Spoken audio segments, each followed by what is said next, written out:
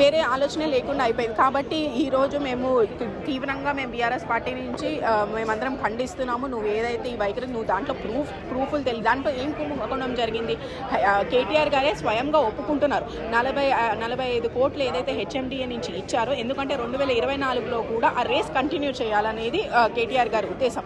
ఈ race formula ఈ race అనేది ప్రపంచంలో అగ్ర రాష్ట్రాల్లో అగ్ర దేశాల్లో జరిగిన ఈ రేస్ని ఫార్ములా ఈ రేస్ని ఇండియాలో ఫస్ట్ టైం ఇండియాలో మన హైదరాబాద్ సిటీకి తీసుకొచ్చారు. దానివల్ల హైదరాబాద్ ఒక బ్రాండ్ ఇమేజ్ పెరిగింది. అలాంటి ఫార్ములా ఈ రేస్లో ఏం కుంభకోణం జరిగింది? కుంభకోణం అంటే ఏంటి, కరప్షన్ అంటే ఏంటి, అందులో ఏమన్నా అక్రమాలు జరిగినాయి? ప్రతి ఒక్క రూపాయికి ఈరోజు జవాబు ఇస్తామని చెప్పి కేటీఆర్ గారు చెప్పడం జరుగుతుంది. నువ్వు ఎందుకు దానికి ఆన్సర్ ఇవ్వడానికి కూడా ఛాన్స్ ఎందుకు ఇవ్వట్లేదు? ఈలోపే నీ చేతిలో అధికారం ఉంది కదా అని ఏసీబీ వాళ్ళు పోలీసు శాఖ అంతా నీ చేతిలో ఉందని ఇష్టం వచ్చినట్టు చేయడం అనేది కరెక్ట్ కాదు. దయచేసి కేటీఆర్ గారికి అవకాశం ఇవ్వాలి.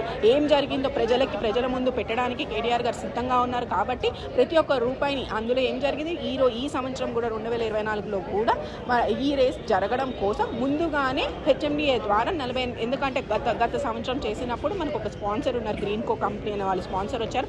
ఈరోజు స్పాన్సర్స్ దొరికే లోపు ఈ ఫార్ములా రేస్ వెనక్కి వెళ్ళకూడదు, ఎందుకంటే హైదరాబాద్లో జరిగినది వెనక్కి వెళ్ళకూడదు అనే ఉద్దేశంతో హెచ్ఎండిఏ నుంచి ఇచ్చారు అని కేటీఆర్ గారే స్వయంగా ఒప్పుకుంటున్నారు. ఇందులో ఏం కుంభకోణం జరిగింది? ఇదేమైనా కేటీఆర్ గారి ఇంటికి వెళ్ళిందా, లేకపోతే ఎవరు కేటీఆర్ గారు పర్సనల్గా తీసుకున్నారా?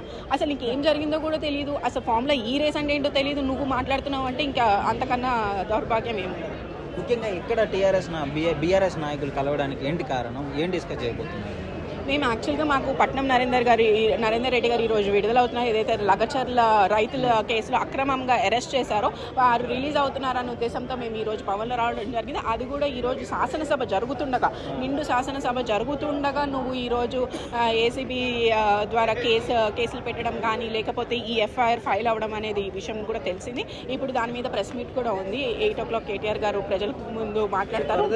బీఆర్ఎస్ కార్యకర్తల ఎలా ఉండబోతుందంటారు వాళ్ళ స్పందన తర్వాత ఒకవేళ కేటీఆర్ గారిని కనుక రిమాండ్లోకి తీసుకెళ్తే? ఇది చాలా తీవ్ర స్థాయిలో ఉంటుందండి. ఎందుకంటే ప్రజలు ఇది ఒక ఉద్యమం పార్టీ. మేము ఉద్యమం చేసి ఈరోజు బీఆర్ఎస్ పార్టీ స్థాపించి తెలంగాణ రాష్ట్రాన్ని సాధించిన పార్టీ.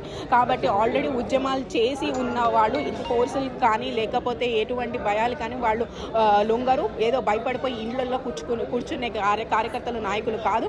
యావత్ రాష్ట్రంలో ఉన్న బీఆర్ఎస్ పార్టీ శ్రేణులందరూ కూడా ఈరోజు రోడ్ల మీదకు వచ్చి ఆందోళన చేపడతారు. ఎందుకంటే మా నాయకుడు కేటీఆర్ గారు అరెస్ట్ అవుతున్నారు అంటే ఎవరు కూడా సహించేది కాదు.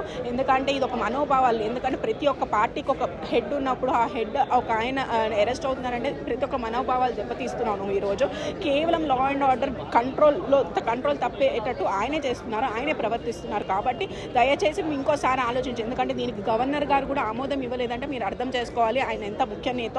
కాబట్టి ముఖ్య నేతని అరెస్ట్ చేసే ముందు అంటే తీవ్ర స్థాయిలో ఎలాంటి ఇన్సిడెంట్స్ అవ్వబోతాయని చెప్పి ముందే ఊహించి ఆ ఆమోదం కూడా ఇవ్వకుండా ఈ రోజు వరకు ఆపారంటే నువ్వే అర్థం చేసుకోవాలి. కానీ ముఖ్యమంత్రిగా కేవలం కక్ష సాధించాలని చెప్పి నువ్వు ఈరోజు కేటీఆర్ గారు అరెస్ట్ అని చెప్పి ఏదో టాపిక్లు డైవర్ట్ చేయడం తప్ప వేరే ఉద్దేశం ఏం కనిపించట్లేదు.